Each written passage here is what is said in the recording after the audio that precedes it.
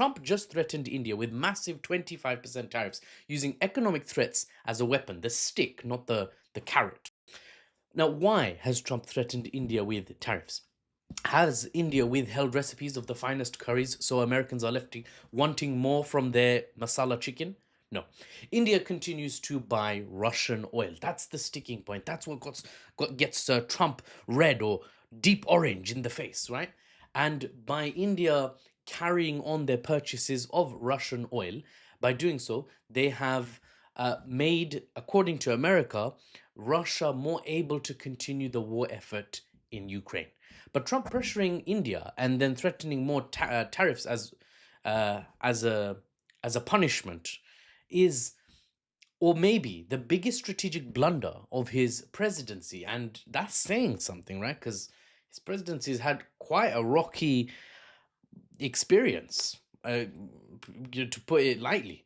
Later today, I'll be releasing a video on how essentially all countries are now distancing themselves openly from America, or covertly through sly sort of deals that keep America thinking, no, no, no, we're still subservient, but behind the scenes, they're changing things up. They're diversifying away from America, right? So check out that video when it comes on.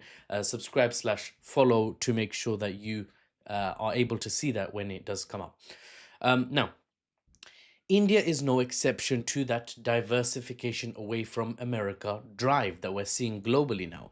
They know submitting, bowing your head, or bowing your head, anyway, somehow submitting to American pressure only invites more pressure, right? Like someone who blackmails, gets what they want from their victim, so then they blackmail again. Because why not, right? I've got something already from it. Why not some more skis? So India, in this case, did not budge. Here's what legacy Western media is not giving you the full details of. India's power play that has America scrambling. We're going to go into depth. Hopefully this comes up on TikTok as well as YouTube. Anyone messaging, by the way, anyone messaging you about crypto or Telegram or I've started a new account, this is my backup, it's all BS. They're lying to you. They're trying to scam you. I have no backup account on TikTok, for better or worse. Now, just block them, basically. Now, back to the juicy topic. Trump claims India is buying, quote, massive amounts of discounted Russian oil and profiting by reselling it and benefiting from it in terms of India's own energy needs during the Ukraine conflict. Trump is therefore saying India has indirectly funded Russia's war machine. Now, once again, this framing is the kind used by the West, the Western powers, when things are not going the way the West wants. They expect sanctions and isolation against any nation the West is not happy with, and expect non-Western nations to act as their little minions. In India's case, a huge minion, because we'll talk about that later. India's crazy in terms of economic potential and even right now economic output. So the Western nations, by and large, treat, especially America, treat non-Western nations as their sort of minions, their servants, to fall in line and help the Western states fulfill Western foreign policy pressure using whatever tactics they are implementing. Sorry, that must have blown your ears out. My mic just dropped, basically. Evidence. No, I'm not going to change the camera angle. Let's not go there. Now, yeah, sure, India would comply with American demands or British demands, for example, maybe 100 years ago when it was the British Raj, not independent India and Pakistan and Bangladesh, right? But today, India is the giant of Asia. It's independent. So the West, America specifically in this case, can be presumptive and salty all it likes. India won't budge. But here's where it gets really interesting. Not only did India not back down and agree with Trump's demands, okay, sir, we won't buy any oil, definitely not Russian oil for you, sir. Full support, sir. Only for you, sir. No. Whatever you say, we will do is not the way India is moving. Oh, no skis. Foreign Minister Piyush Goyal called Trump's approach, quote, unjustified and unreasonable, and end quote. And India has vowed to take all necessary measures to protect its national interests. And these are not empty words. India is now a rising economic powerhouse with a GDP growing at over 6% annually. Just to compare to the Great Britain that once ruled India, Britain's GDP purchasing power parity is far below India now. And even using the more well-known general GDP metric, not purchasing power parity, just normal GDP, India's gone past the United Kingdom. So you can imagine an advanced economy like the UK, India's economy is bigger and it's growing at 6%, right? Just to compare, the UK economy is growing at like 1%, right? Not a good look, not a good look. Well, for the UK, for India, it's a great look. Now, India also has a population of 1.4 billion people. Fun fact, loads of people don't know. India has more people now than China. So India is the most populous country in the world now. So they have massive potential for further economic growth, economic expansion. They're middle class, they're wealthy individuals. If they can increase their purchasing power, which is expected naturally as the country progresses, it's going to be a huge economy. India holds serious cards here. I'm talking like, the Sly for the Sky Dragon, Winged Dragon of Ra. Sorry, that's a Yu-Gi-Oh joke. Before we continue, please do remember to check out my description if this is on YouTube, or check out my TikTok bio for full links to my other social media, especially on TikTok with the recent hiring of a ex-IDF individual to manage TikTok algorithms and policy.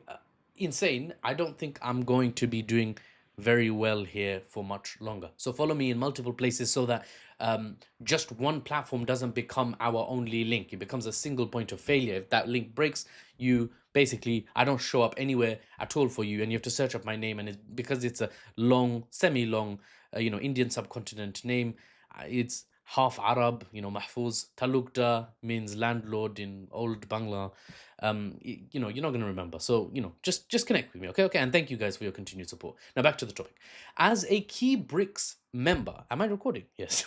As a key BRICS member, alongside Russia, China, Brazil, South Africa, the founding countries of BRICS, the name BRICS is, comes, what the letters are from those countries I just named. I in BRICS is India, right?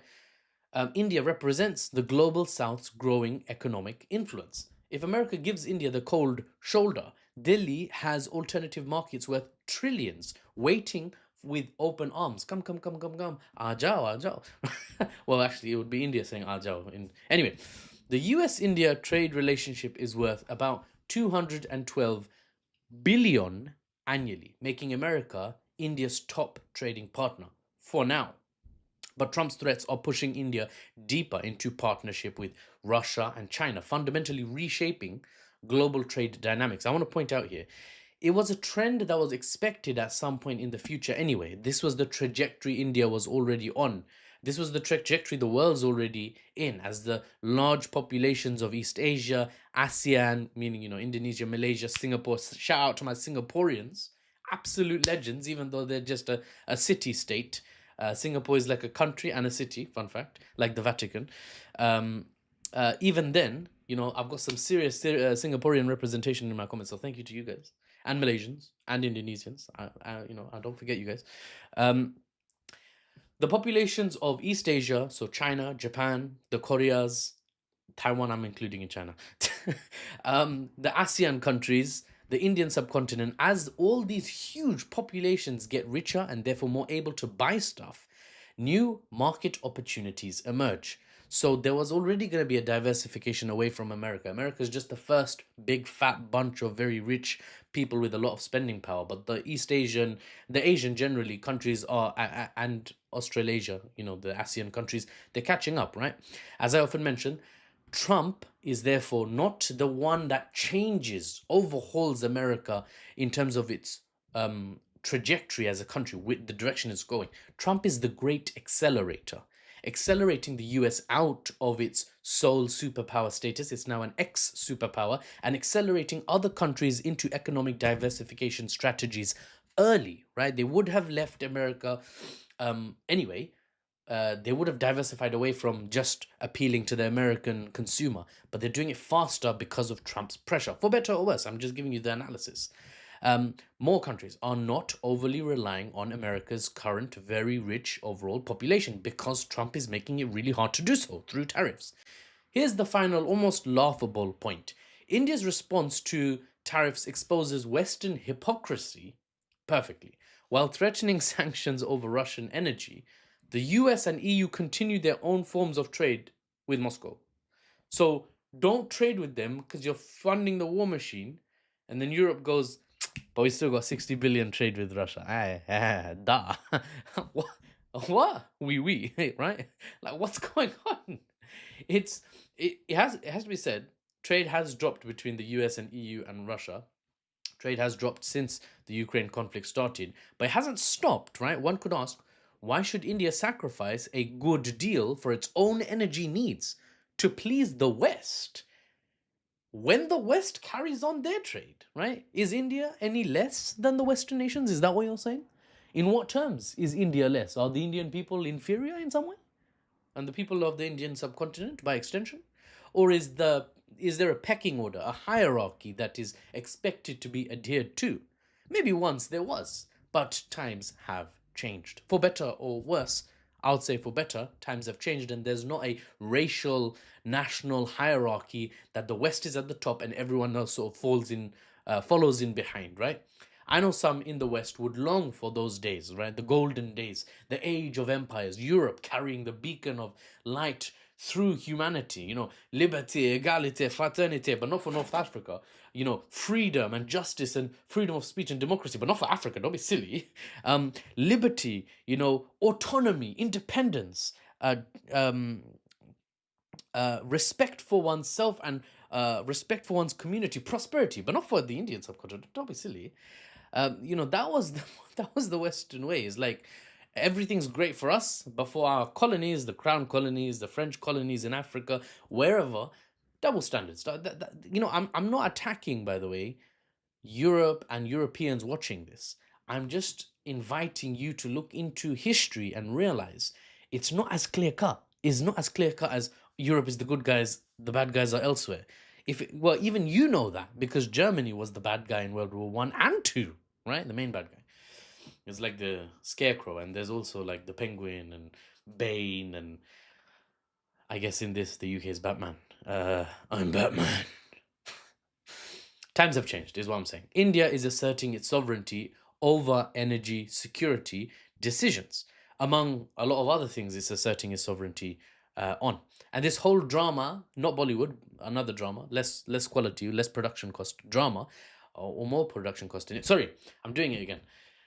This whole drama has shown Trump's transactional approach is backfiring against nations that refuse to be bullied into submission, refuse to fall in line and do the bidding of America.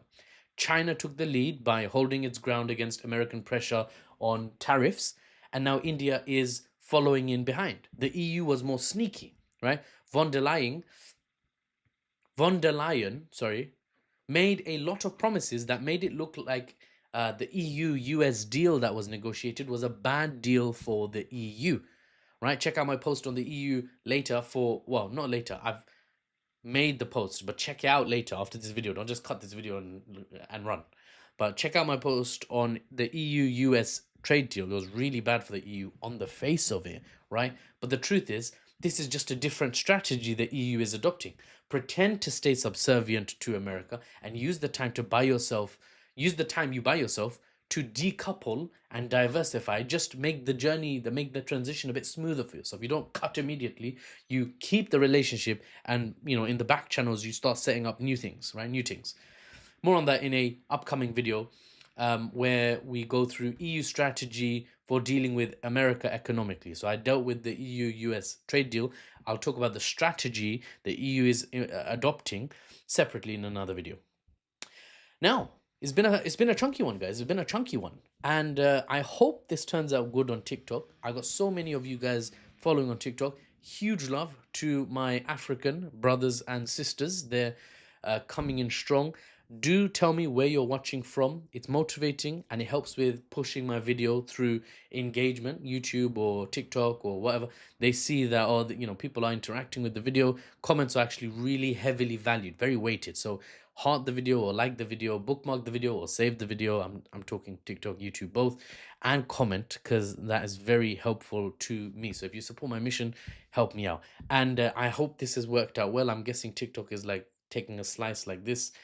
We'll see. And on YouTube, if you're watching, you can see the beautiful stuff in the rest of the shot, and we'll leave it there for the unbiased news and analysis without the Western spin. Ladies and gentlemen, it's been a pleasure. It continues to be a pleasure. I'm Muffles, and I'll see you on the next one. Boop.